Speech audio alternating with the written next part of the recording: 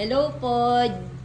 Duty done na tayo ngayon. Tapos na ang ating work. So, araw-araw yan ang ating trabaho. Ang pagtitimbang ng egg. So, dati yan hawak ko sa Taiwan. Machine ngayon. Ito ang aking kasama araw-araw. Ang timbangan. Ang aking mahiwagang timbangan. Yan. So, happy tayo ngayon. At ang ating egg production ay maganda na ngayon.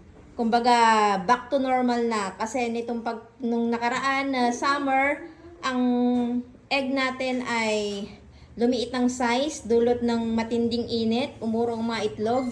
So ngayon, back to normal na tayo. Yan, mga big size na uli nare-release ng mga manok natin. So tinimbang natin yan, mga inabot ako dyan ng 1 hour.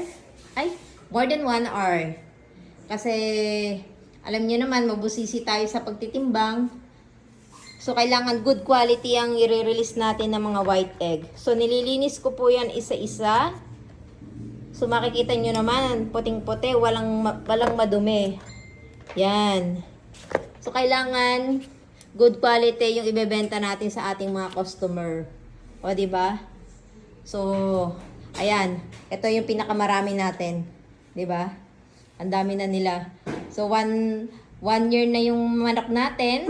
Kaya natutuwa tayo na ongoing pa rin yung business natin. So, ito ang daming large, oh. Diba? 1 year pa lang naman yung business natin.